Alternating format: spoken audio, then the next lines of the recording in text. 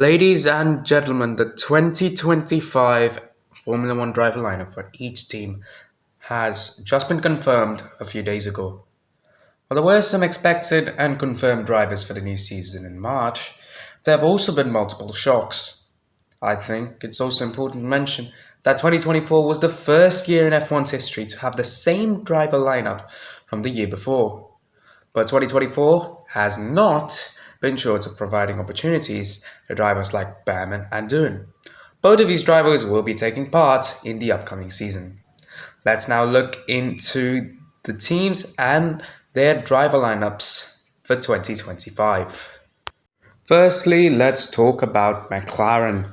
They are the current Constructors' Champions and are coming into 2025 with a lot of confidence for not only the Constructors' Championship, but also for the Drivers' title. They're featuring the same drivers for the third straight year, with Lando Norris and Oscar Piastri returning for another season in Papaya. Their chemistry has been great since 2023, and it has played a big factor in helping McLaren clinch their ninth championship. Lando won four races last season, which included the drive of his life to make McLaren champions. Oscar took his first two wins at Azerbaijan and Hungary last year. It is no surprise that McLaren have chosen to stay with their current lineup. But the rest of the field has changed quite a bit, as Aston Martin are the only other team that are unchanged heading into 2025. Now let's move on to Ferrari. Ferrari is the most successful constructor in Formula One history, with 15 championships. Last season, they got close to another title, but lost out to McLaren by a slender margin of 14 points. Many people expected to see Charles and Carlos behind the wheel for 2025, but a certain seven-time champion decided to leave his beloved Mercedes to join the Maranello-based team for next year. This driver has competed with Mercedes-based teams all his life up until now. Of course, I'm talking about Sir Lewis Hamilton. This was an announcement so wild that no sports presenter would have even thought about the statement ever. But here we are, after 12 long years, bidding farewell to the most successful driver-team partnership in F1 history. Charles and Carlos were solid for Ferrari last season, but the Spaniard's departure was announced before the start of 2024. Both Charles and Carlos have produced 2 wins each and have finished 3rd and 5th in the Drivers' Championship respectively. Charles will drive alongside Lewis in 2025, and it is predicted that their rivalry will provide the sport with some exciting action. Now let's move on to the 6-time Constructors' Champions, Red Bull. They had to make a big decision after the end of the Abu Dhabi Grand Prix this year. Their lead driver was undoubtedly going to be reigning 4-time champion, Max Verstappen.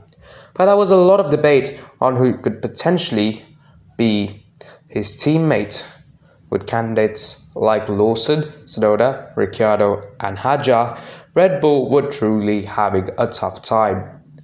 Perez, after his contract extension in Canada, was forced to leave the team after his poor run ever since. Everybody thought that Yuki would be the perfect replacement for Sergio. He was talented, skilled, and often underestimated. His show at the post-season testing at Yas Marina further solidified this move. But in a surprising turn of events, it was Liam Lawson who was confirmed to take the spot of the Mexican. Max will be accompanied by Liam for next year, at least for one race. And I'm mentioning the phrase "at least one race" as Red Bull, of course, unlike other teams, have the option to switch one of their drivers with their sister team, RB. Nevertheless, Max will be trying his best at becoming a 5-time champion, only after Fangio, Schumacher and Hamilton. Mercedes, arguably the best team during the turbo hybrid era.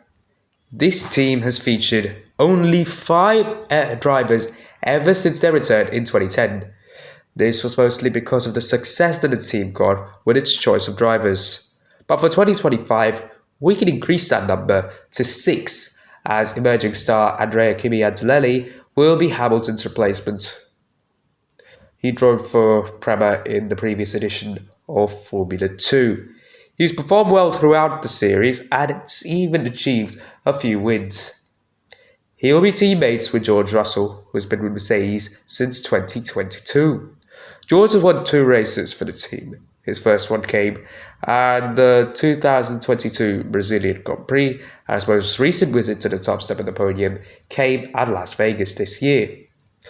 In both of these races, it was a Mercedes one too. The German team featured an exciting lineup as it will be the first time a rookie will be making his debut with Mercedes. Not only that, but it will also be the youngest lineup in Mercedes history. Is Mercedes too opportunistic? The answer to this question will be evident from the get-go of the 2025 season. We just have to wait and see. Now let's talk about Aston Martin. They are the only team other than McLaren to feature an unchanged driver lineup. But they have definitely got some work to do in comparison to McLaren. They have signed Adrian Newey, but he has not and will not help in the base design of their new car. So far, they're considered to be a solid midfield team that occasionally get podiums. Their 2024 season, however, has not matched up to their success in 2023. But with one of the greatest designers in F1 history on their side, they can assure themselves of a competitive car for 2026. Coming to the drivers, Fernando Alonso and Lance Stroll remain their pick for the third consecutive year. Both these drivers have helped the team get 94 points and a 5th place finish in the Constructors' Championship. Although they were not able to get podiums and were a long way off Mercedes, they were ahead of 6th place Alpine, who, although managed to get a double podium in Brazil, was still a good 29 points off Aston. In summation, Aston have a really good team of both mechanics and drivers. They just have to find a way to make their car faster. As we've seen in previous seasons, both drivers have found a way to get podium finishes. 2025 might just be what they need to get geared up for the regulation changes in 2026. The 6th team that I'd like to talk about, of course, it has to be Alpine. The French team that featured an all-French lineup for 2024 will include a Frenchman and an Aussie for 2025. Alpine have retained Pierre Gasly but have released Esteban Ocon. The news came right after the Monaco Grand Prix, where Esteban collided with Pierre to ruin both their races. Although it wasn't intentional, Alpine still released a statement that they would part ways with Esteban. The farewell came sooner than many people thought, as another incident at the Qatar Grand Prix made the new team principal Ollie Oakes to drop him with 1 race to go at Abu Dhabi. At the Abu Dhabi Grand Prix, Alpine's new driver Jack Doohan finished a respectable 15th. He will be Ocon's replacement. Jack had found success in Formula 2 and hoped to secure a full-time seat in F1 in a few years' time. He'd been the reserve driver for Alpine for the last few years. In 2025, he will be a full-time Formula 1 driver, and he is accompanied by Pierre Gasly. Both these drivers will hope to hold 6th place in the Constructors. Well, where did Ocon end up, you ask? Well, he's moved to the very team Alpine were fighting with to secure an extra $10 million. He has ended up at Haas, the American team that will feature 2 new drivers for 2025. Of course, one will be Ocon, and he will be accompanied by rising star Oliver Bearman. Ollie is a proved winner as he became the first driver in Formula 2 history to secure pole position, sprint race win, and feature race win all in one weekend. And he did secure that pole position with a broken steering wheel as well, so hats off to him for that. Although his 2024 campaign was mostly filled with struggles, his 2 performances in F1 was enough to give him a permanent seat for 2025. He was subbed in for Carlos Sainz at the Saudi Arabian Grand Prix because Carlos had gone through appendicitis, and Kevin Magnussen in the Azerbaijan Grand Prix because K-Mag was given one race ban. He remarkably scored points in both races. He looks to take the path that Leclerc took when he transitioned from Formula 2 to Formula 1. That is, win with Ferrari power, join a midfield team, excel with that midfield team, join Ferrari, and excel with Ferrari in the future. But as always, F1 is not that straightforward. He's going to have to work hard for it. In my opinion, his time will come when Hamilton retires with or leaves Ferrari. He has got a bright future ahead of him. As for Esteban, he just has to prove his worth with Haas. Let's move on to our 8th team, RB Visa Carb. The Racing Bulls have had many driver combinations in their previous 2 seasons. It went from Tsunoda De Vries in 2023 to Tsunoda Lawson in 2024. For 2025, they are once again having to find a new number 2 driver. There were many prospects, but they've decided to go with Formula 2 runner-up Isack Hadjar. Tsunoda is staying for his 5th season in F1 with the team. He's been teammate with Gasly, De Vries, Ricciardo and Lawson so far. He's patient with the team and might be looking for opportunities to level up in 2026. As for Hadjar, he was very unlucky with his Formula 2 campaign.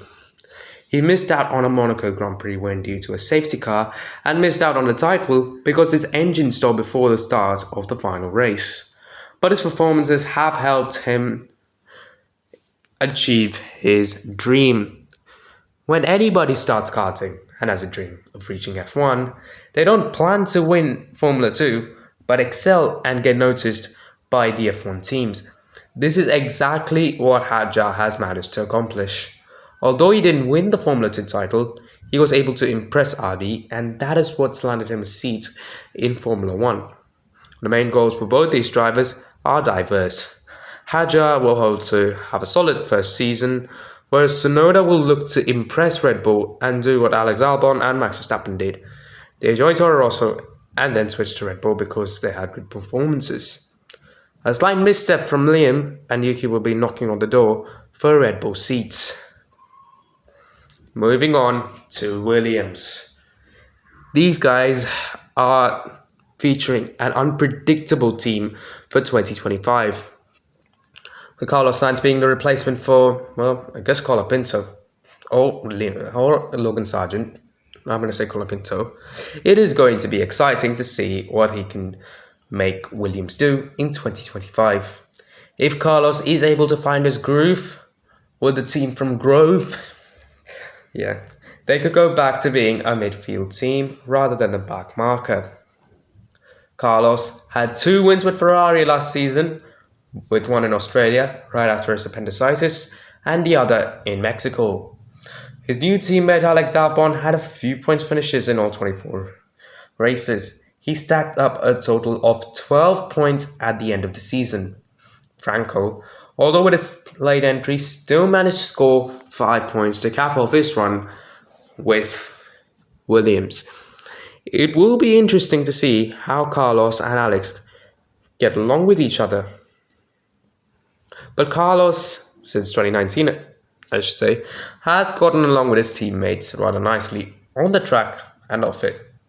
When I mean getting nicely along with his teammates, I'm pretty sure you would think about Carlos and Lando and Carlos and Charles.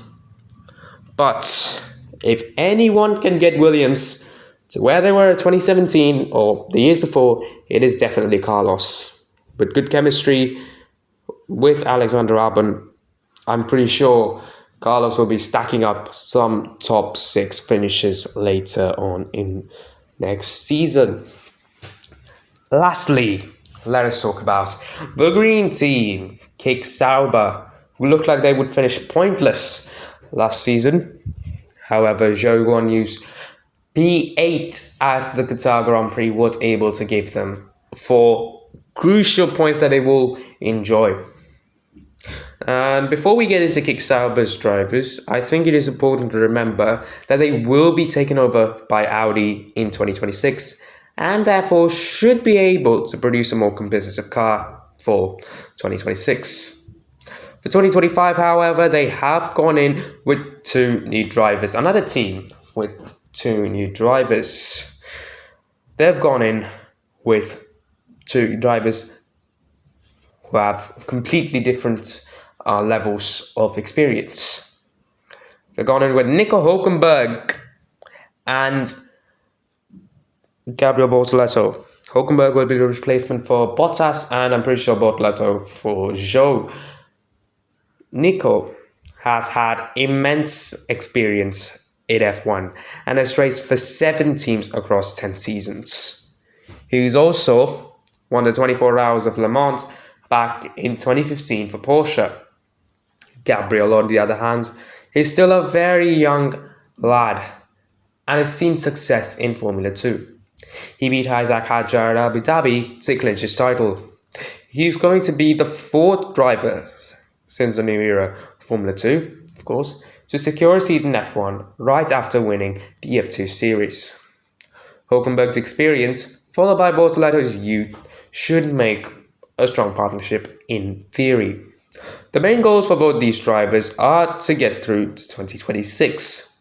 Hulkenberg has secured a deal that would let him drive for Audi, whereas Bortoleto has to prove his worth to keep his seat. While Kick Sauber may not be a midfield team yet, they have a high probability to contest for podiums, if not even wins, in 2026. Thank you guys for watching. Stay tuned for more Formula 1 updates, and until next time, peace.